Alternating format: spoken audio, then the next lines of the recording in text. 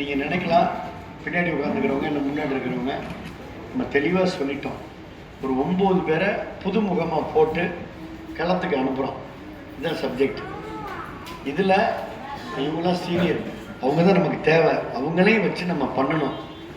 நீங்கள் புதுமுகம் போகிறப்போ உங்களோட இருக்கிற மற்ற இளைஞர் செட்டலையும் நீங்கள் இழுத்துக்கணும்.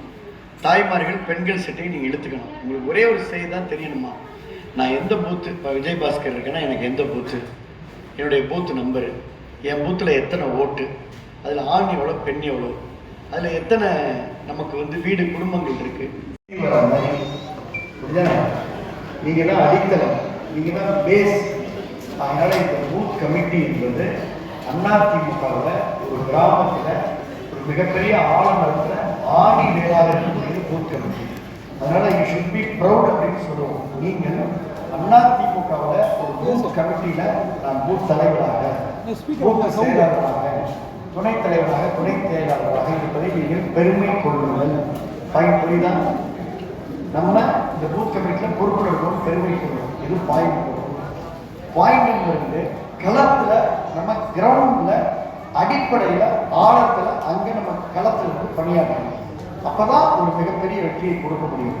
ஸோ இந்த பணிகளை எப்படி ஒரு வாய்க்காலாக வரப்பாக மாற்றி அங்கே நம்ம வந்து ஒவ்வொரு செடிக்காக, ஒவ்வொரு தூளுக்காக, ஒவ்வொரு வேருக்காக நம்ம வந்து ஒரு விவசாயி போராடுறோம்.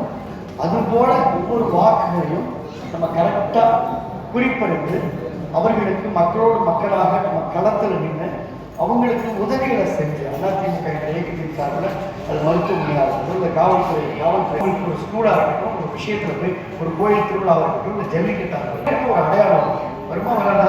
ஒரு விழா நடக்குது, அந்த விழாவை திருவிழாவாக இருந்தாலும் நீங்கள் இருக்கின்ற பொழுதுதான் உங்களுக்கு அந்த அடையாளம், அங்கீகாரம், அந்த அங்கீகாரத்தை பெறுபவர்களாக இருந்து அதிமுகவுக்கு இன்றைக்கு மக்களுடைய வாக்குகளை நீங்கள் சிறப்பாக வாங்கி மரியாதைக்குரிய எடப்பாடி அவர்களை அனைத்து இந்திய அண்ணா திராவிட முன்னேற்ற கழகத்தில் 26 புரட்சித் தலைவர் எம்ஜிஆருடைய வழியில, புரட்சித் தலைவி அம்மாவுடைய வழியில ஒரு சாதாரண விவசாய குடும்பத்தில் பிறந்து ஒரு வெஞ்சிரத்தோடு இருக்கக்கூடிய அந்த எடப்பாடி அவர்களை நீங்கள் முதலமைச்சராக வருவதற்கு நீங்கள் எல்லாம் பாடுபடுறாங்க.